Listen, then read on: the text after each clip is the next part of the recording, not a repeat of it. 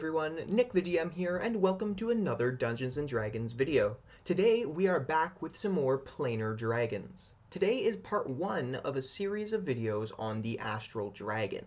Now the reason I'm making multiple videos on the Astral Dragon is because like most things that exist in multiple editions of D&D, there is no consistency, and this dragon is in 4 editions.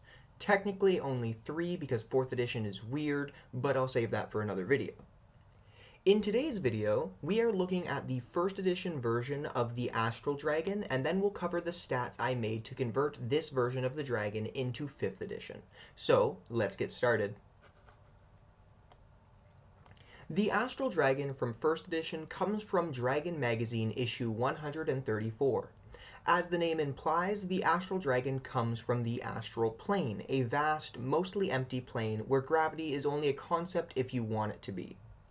The Astral Dragon is said to be one of the most powerful dragons, quote, because of certain special abilities allied to its usual dragon advantages, end quote. But before we talk about how powerful the Astral Dragons are, let's take a look at how it all starts, as an egg. Every few hundred years, a female astral dragon will lay an egg. This egg is 5 feet in diameter and has a grayish silvery color, which makes it virtually invisible in the similarly colored astral plane. The female carries this egg for a number of years after laying it. The egg gradually swells in size until it reaches 10 feet in diameter, and a hole opens at one end from which the hatchling dragon can emerge. Since there are so few land masses on the astral plane, the egg becomes the hatchling's lair. As the dragon grows older and larger, the egg continues to grow on its own until reaching 30 feet in diameter. As mentioned before, the egg naturally camouflages with the emptiness of the astral sea, which is said to make it virtually invisible unless a creature views it from within 30 feet or spots the darkened hole on one side. The egg is also said to be very thin, yet very strong, specifically having a -2 armor class and requiring 30 damage to be done to make a medium-sized hole. For those of you who aren't familiar with 1st edition, the lower the armor class, the harder the thing is to hit or damage. This is essentially a 22 armor class in 5th edition, roughly, with conversions. It isn't known how the egg structure or growth works. It sounds to me like it would make a good material for an impromptu shield or armor if you could find a way to craft it into that type of armor and shape the shell. An astral dragon is said to look like a gold dragon or higher oriental dragon. Now, gold dragons looked much different in 1st edition, more like a traditional eastern dragon, a long wingless body with 4 legs, very similar to the high oriental dragon of the oriental setting in 1st edition. So the Astral Dragon has that kind of appearance, but is a cloudy silver color and is much bigger than a gold dragon.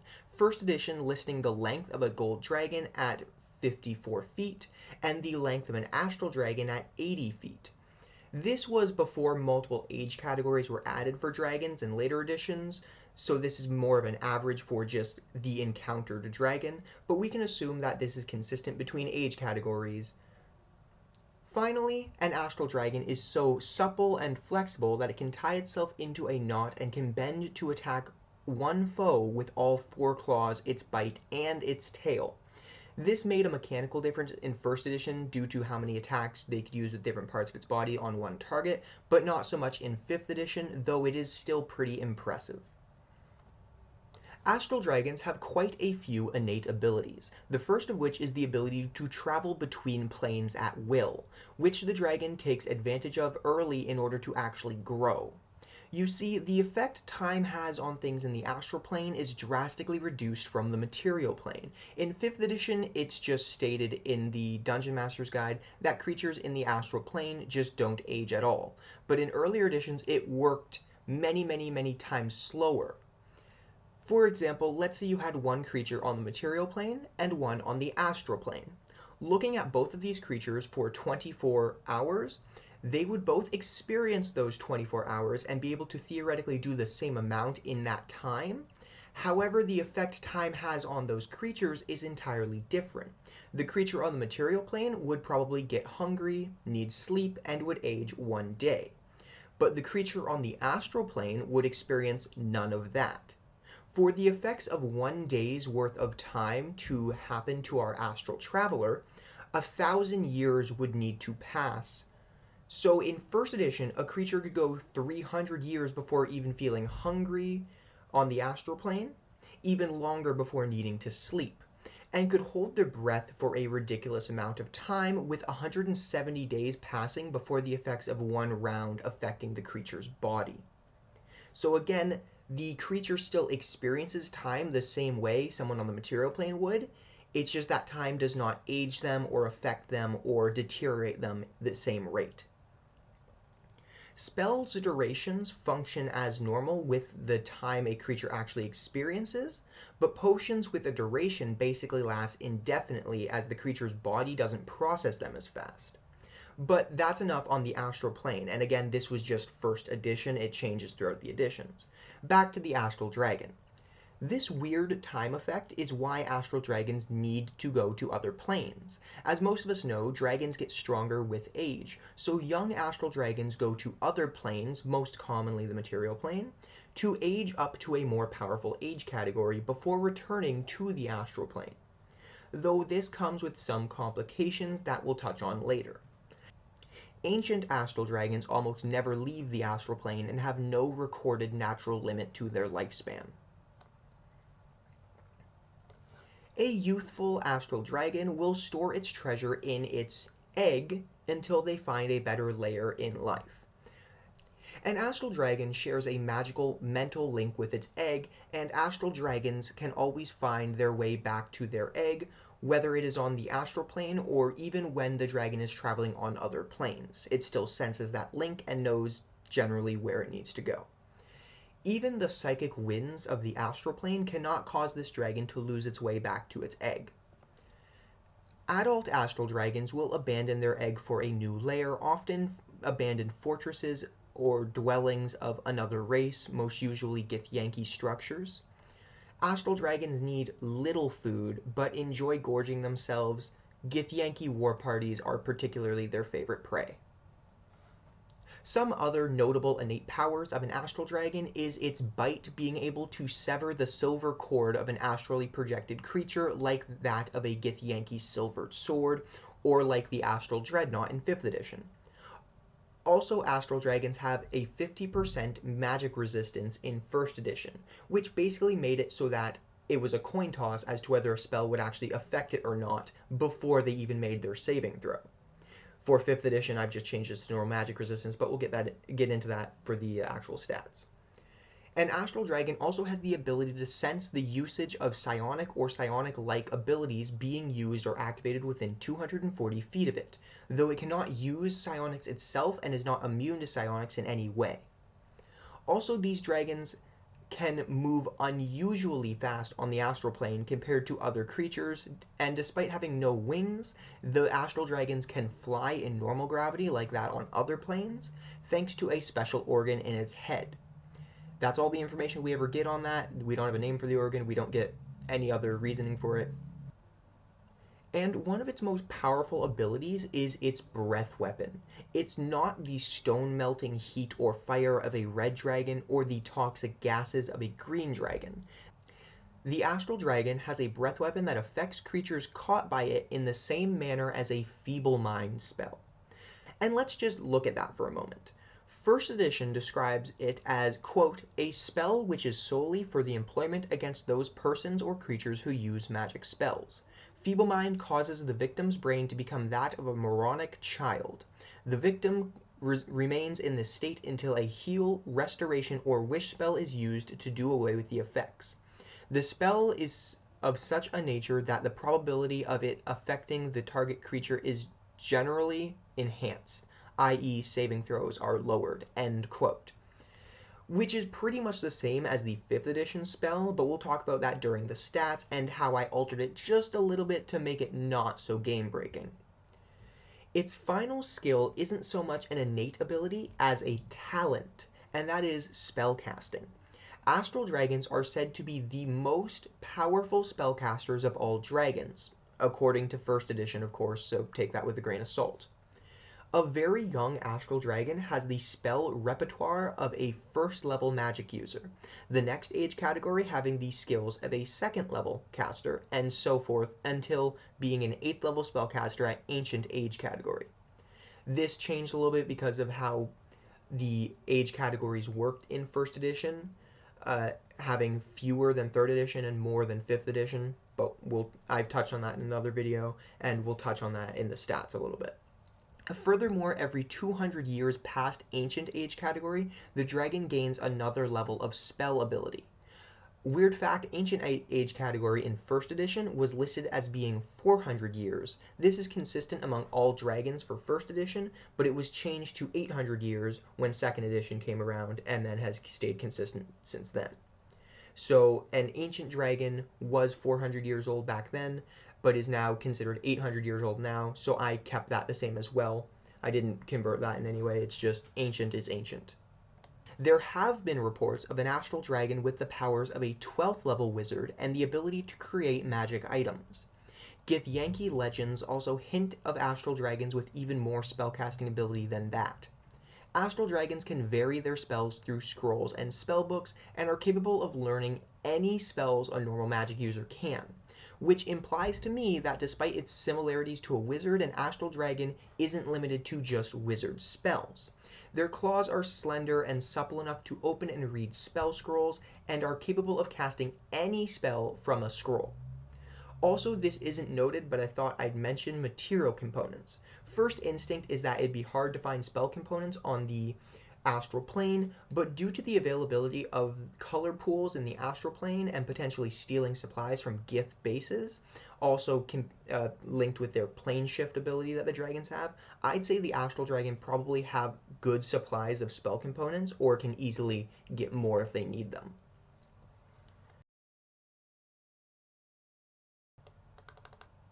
Astral dragons, like most dragons, are driven by greed and treasure lust. The dream treasure for most astral dragons is Githyanki armor, as it is both magical and gem encrusted.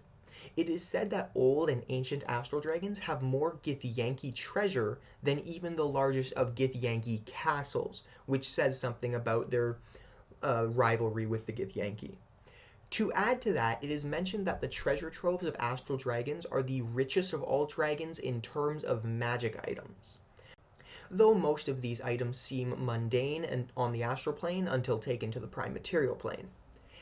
Any items an astral dragon can use are carried with it. It isn't mentioned how, but I just like the idea of an astral dragon being geared up with all kinds of rods, wands, and staves strapped across its body like some kind of dragon action movie star. We have covered a lot about the astral dragon, however there is one more thing I need to cover before we talk about the stat blocks I converted to 5th edition, and this last thing might be the most important depending on how you run the astral dragon. Earlier I mentioned offhandedly that the astral dragon's ability to planar travel comes with some complications, and that is because of a disease called astrolomitis. I have no idea how to pronounce this, so it's astralomitis. Anytime the dragon uses its plane shift ability and reaches a plane other than the astral plane, they have a 1% chance of contracting astralomitis. If a dragon contracts this disease, it loses the ability to travel the planes. When an astral dragon discovers that it is permanently separated from its home plane, it often goes insane. This insanity causes the dragon to attack any and all creatures around it, and in this frenzied state, it becomes impossible for the dragon to cast spells. Its insanity also causes a massive boost in strength, causing melee attacks to deal twice the amount of damage they normally would. Its insanity also causes a massive boost in strength, causing the dragon's melee attacks to deal twice the amount of damage they normally would. Its breath weapon and other attributes are unaffected, such as its spell resistance and its sensing psionics. An insane astral dragon will fight for 2 to 5 days without rest before collapsing, only then to die within 1 to 4 hours. No cure for this ailment exists other than a wish spell. However, if the dragon returns to the astral plane via a planar rift or another creature's spell, for example, the dragon's madness ends, though it remains unable to use its plane shift ability. Now, something I noticed while reading about this is that the text implies that the dragon only goes mad once it realizes it is unable to return to the astral plane, not as a result of the disease. Therefore, it makes sense to me that if these dragons, which are so proficient in spellcasting, have an item or spell that could return them to the astral plane, the madness would not take effect. And the dragon only loses its ability to cast spells once it enters its frenzied state, not as a result of the disease. Though this doesn't help too much, as astral dragons only have the spellcasting of an 8th level spellcaster at the ancient category, so not many or really no options for planar travel at that level. Additionally, the disease only has a chance of happening when the astral dragon uses its plane shift to go to another plane. So traveling via color pools to get to another plane and then coming back to the astral plane works just fine for the astral dragon. Alright, that is finally it for the lore of the astral dragon. Now it's time to take a look at the stats I converted from 1st edition to 5th edition using numerous different comparisons to other dragons and a lot of different research. I'll be going over the ancient stat block in this video to show you the strongest version that I've made and explain why and how I converted some things. So, let's take a look. Ancient Astral Dragon, Gargantuan Dragon, Neutral Alignment. Now, I didn't really mention this in the script because there wasn't really a spot just to throw it in there, but Astral Dragons are listed as a neutral dragon. For its armor class, it has an armor class of 22, which is natural armor, and this is because in the earlier editions it had the exact same armor class as a gold dragon, so ancient gold dragons in 5th edition have an armor class of 22. Same here with the astral dragon, though I had to change a little bit of the natural armor up due to its dexterity modifier, but I'll get into that.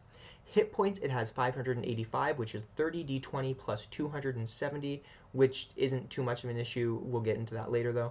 Its speed is 30 feet, and its fly speed is 80 feet. It has a normal fly speed compared to other dragons, but it is known, not mentioned, but just statistically, is much slower at just on-ground movement speed than other dragons. So younger categories for this dragon had a 20-foot move speed. For its ability scores, it has a 30 strength, like the gold dragon, a 16 dex, which is much higher due to how notably supple and flexible it is, a constitution of 29, intelligence of 20, wisdom of 17, and charisma of 28. So a lot of these are identical to the ancient gold dragon, and that is because of how statistically it was compared very similarly to the gold dragon of 1st edition, which also makes sense given how similar they are visibly. However, it has a higher dexterity and higher intelligence, and I accounted for that in the stats. For saving throws, it has proficiency in dex, con, wisdom, and charisma. For skills, it has expertise in arcana and perception, and proficiency in stealth. For its senses, it has a blind sight of 60 feet, dark vision 120 feet, and passive perception of 29. It can speak Common and Draconic, though due to its high intelligence, it can be kind of inferred that it would be able to speak a lot more. However, it wasn't really mentioned what languages it speaks, Draconic obviously being the default option, and I chose Common as well because it is fairly intelligent and can look through color pools to spy on the material plane, but it is probably capable of learning many more languages. The ancient Astral Dragon has a challenge rating of 26, and this is to account for a lot of other things. Though earlier when I mentioned its hit points, it has high hit points, but it has no resistances or immunities, so that balances itself out and keeps it on the level for a CR 26. For its abilities, it has astral speed. The dragon's movements on the astral plane is twice that of the usual creature, causing it to move a number of feet per round equal to 6 times its intelligence modifier, which puts its speed on the astral plane as 120 feet, which is similar to that of Zerial or a Solar. So it's not beyond the realms of 5th edition statistics, but it is still incredibly fast. It has legendary resistance 3 times per day. If the dragon fails a save, it can choose to succeed instead. It has magic resistance. It has advantage on saving throws against spells and other magical effects. Magical weapons, where its attacks are magical. It has sense psionics, which the dragon senses psionic energy within 240 feet of it at will. This trait otherwise works like the detect magic spell, but detects psionics rather than magic and isn't itself magical or psionic.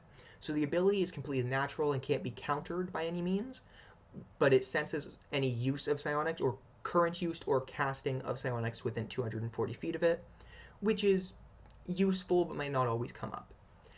The next thing is its astrolomitis, where I just took the disease, as I mentioned earlier, and I converted it into its stats, where every time it uses plane shift to reach a plane other than the astral plane, the dragon has a 1% chance of contracting the disease astrolomitis. When the astral dragon reaches a new plane, roll a d100. On a 1, the dragon contracts the disease.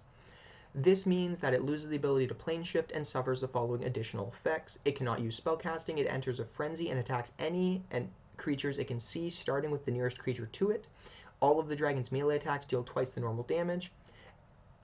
And an astral dragon suffering from astrolomitis rampages for 1d4 plus 1 days without stopping before collapsing and dying in 1d4 hours.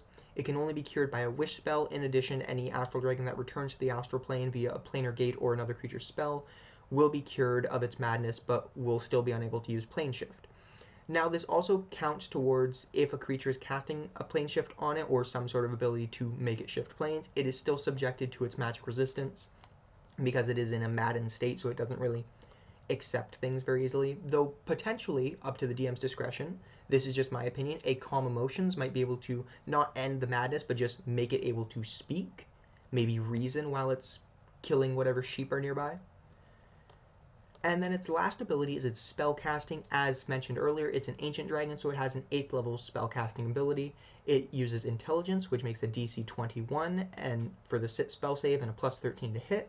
The dragon has the following spells prepared, and unlike most spellcasting abilities in 5th edition, it wasn't listed what type of spells because, as mentioned earlier, it can learn pretty much any spell. So I just put down below how many spell slots it has. It has cantrips at will. It can learn 4 cantrips at that level. It has 4 first level spell slots, 3 second level spell slots, 3 third level spell slots, and 2 fourth level spell slots. For its actions, this is a little bit different than normal dragons. The Astral Dragon can make 5 attacks, 1 with its bite and 4 with its claws. Now, this might seem a little bit overkill, but I have toned down the damage of these effects. And also it has a much higher challenge rating, as well as a few other factors. I've balanced this very thoroughly with the Dungeon Master's Guide, so it should be pretty on the money for a CR 26, which is still an epic level encounter, but anyways. With its bite, it is a plus 18 to hit, reach of 15 feet, because it's a very long neck, and it does 21 or 2d10 plus 10 piercing damage, which is pretty standard dragon damage for an ancient category, but it does no additional damage, unlike the fire the red dragon or the blue dragon, which deal additional damage. The only other thing is on a critical hit against a target in its astral body, as with the planar or astral projection spell, the dragon can cut the silvery cord that tethers the target to its material body instead of dealing damage. So it could effectively kill a character immediately if they're using astral projection, but most creatures on the astral plane can do that, honestly. For its claw attack, which can make 4 of, 1 bite and 4 claw attacks, it has a plus 18 to hit, reach of 10 feet, but it only does 2d4 plus 10 slashing damage, which is 15, averaged out to the average damage of a CR 26 monster. This averages out pretty well and keeps it fairly level. Though at earlier stages it only had like 1d4 damage, it dealt a lot less damage and it doesn't stack up as high. Its tail attack, which will be in its legendary actions, is a reach of 20 feet, 2d8 plus 10 bludgeoning damage, just standard tail attack. Now its Feeble Mind Breath. This was a little hard to deal with balance-wise, because there was the whole thing about Feeble Mind being able to, you can only, if you fail initially, you can only save from it every 30 days in 5th edition, and in 1st edition you just can't save at all. So converting it directly would be loyal to 1st edition, being how in 1st edition you couldn't save at all, or if you failed once, you're just stuck there unless someone rescues you from the condition. In 5th edition, it's once every 30 days unless someone rescues you from the condition. And that would have been fairly faithful to the original, is just converting that into the 5th edition Feeble Mind. I did change it up a little bit, because the whole point of the Feeble Mind Breath is the dragon likes to target the spellcasters with it to strand them on the astral plane, because intelligence is your movement modifier for the astral plane. So having a very low intelligence, or in this case a 1, would prevent you from moving almost at all, 6 feet per round. And unable to use spells, unable to communicate properly. You can't plan, you can't strategically do anything really. So that was the whole point of the feeble mind breath. But at the same time, with that, it means the dragon can just constantly move around at its full speed, and the creatures or the party are basically stranded, especially with how high saves get for breath weapon. So I've changed it a little bit. First of all, it exhales force in an 180-foot line that is 10 feet wide. This is exactly the same parameters as the Astral Dragon from first edition, 180 feet and 10 feet wide. Each creature in the line must make a DC 25 intelligence saving throw, which is a very high DC, I know. On a failure, the target takes 14 or 4d6 psychic damage, and the creature's intelligence and charisma scores become 1 for 1 minute. That is the saving grace of this, is that I used the same damage as the spell. I did not change it in any way for either category. So it only takes 14 damage, which is not a lot of damage. And yes, it can really mess with the spellcasters. However, if you can separate the spellcasters and only one would get hit by it, then you could potentially Greater Restoration them, or wish in a bad scenario. However, this also means that the dragon doesn't deal much damage from afar, unless it has pretty good spells. So if the marshals get hit with this, it's not going to do much to their actual damage output. They just can't move a lot, but once the dragon comes close, a held action can deal some damage. Again, it is a very difficult encounter. That is why it's CR 26, so I'm just reasoning with that. Charisma intelligence becomes 1 for 1 minute. The creature can't cast spells, activate items, understand language, or communicate in any intelligible way. The creature can, however, identify its friends, follow them, and even protect them. So they can still attack, they can still follow their friends, and they still know who are their allies. The creature can repeat the saving throw at the end of each of its turns, ending the effect on itself on a success. The effect can also be ended by Greater Restoration, Heal, or Wish. On a success, the creature takes half as much damage and suffers no additional effects. So it's very hard to succeed from this. However, I've made it only last a minute, so if the Astral Dragon hits you with it and runs away, the worst that's going to happen is in a minute the effect ends at all. Younger age categories of these dragons are going to be a lot easier to deal with because their saves are not astronomically high, and theoretically, even with a negative, you could potentially save from it for the young and the wormling. Adult and ancient get difficult, but that's why they're such high challenge ratings. Again, no damage immunities, not a lot of overall damage, honestly, compared to other dragons, especially with its breath weapon dealing 14 damage. That's not a lot.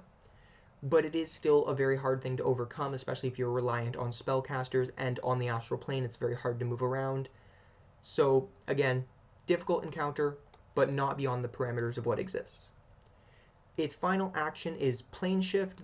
As an action, the dragon can travel between planes as if using Plane Shift spell targeting itself only. That's just an action. It's once per round, the same as first edition. For its legendary actions, it has a little bit of difference from normal. It doesn't have wings, so it's obviously not going to get a wing attack, but it has 3 legendary actions per round, per round, and can choose from the following options below. It can be used at the end of another creature's turn, and the dragon regains spent legendary actions at the start of its turn. If for 1 legendary action, it can cast a cantrip. For 2, it can cast a spell of 4th level or lower. For 1 legendary action, it can use Detect, and for 1, it can use Tail Attack. So it can either do a melee attack, it can cast a cantrip, or if it uses 2 of them, it can cast a spell. So again, a lot of versatility. It's not a very high damage creature, and it doesn't have immunity or resistance to anything. So overall, it's a lot more of a strategic monster. Breath weapon is definitely detrimental, especially when the party can't really hit it from too far away. However, push comes to shove, hopefully use astral projection and you just leave. That's it. But again, difficult encounter, but it's balanced as much as it can be to keep it loyal and consistent to the first edition version, which is what I try to do. And that is it for the Ancient Astral Dragon stat block. Down in the description, I have a link to the Wormling, Young, Adult, and Ancient versions if you'd like to take a look at those. Thank you all for tuning in and for watching to the end of the video. If you've enjoyed, please leave a like so the channel will be recommended to more people, and consider subscribing to help grow the channel and so you don't miss out on those next Astral Dragon videos, as there are 2 more editions worth of Astral Dragons to cover and an additional little information clip. Thanks again for watching, and I hope to see you next time. Bye!